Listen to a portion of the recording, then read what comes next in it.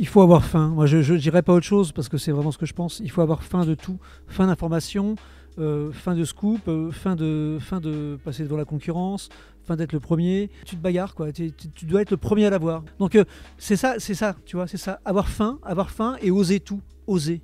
Oser. Mais j'ai fait des trucs qui étaient moralement indéfendables.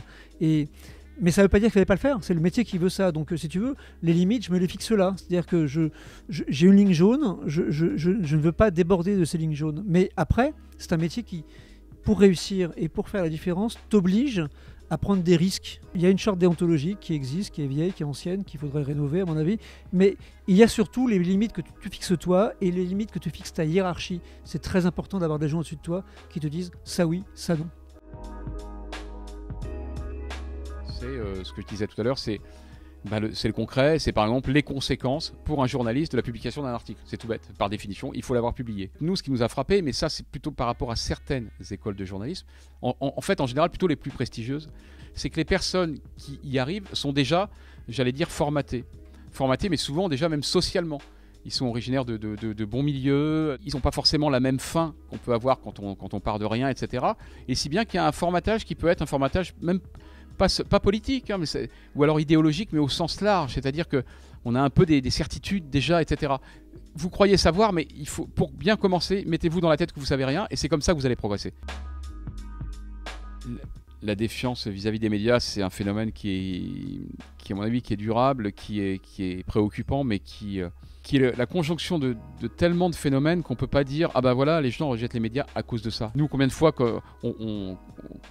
a-t-on été interpellé par des gens nous disant « De toute façon, vous les médias… » Alors justement, nous on aime bien dire « Mais qu'est-ce que vous dire les médias, ça veut rien dire, vous parlez de quoi ?»« Ah ben oui, mais vous voyez ce que fait BFM, etc. » Ok, mais on se dit « Mais moi, dans mes articles, je fais des articles, des enquêtes à long terme pour Le Monde, j'ai rien à voir avec BFM. » Oui, mais dans l'esprit du public, tout ça, c'est des journalistes. Voilà, c'est pas tous pourris, mais tous les mêmes. Je pense que plus on expliquera comment on travaille concrètement, et moins les gens auront de défiance à l'égard de ce qu'on fait, parce qu'ils s'apercevront que la plupart des journalistes sont des gens honnêtes, en tout cas intellectuellement honnêtes, et qui font un travail à peu près scrupuleux.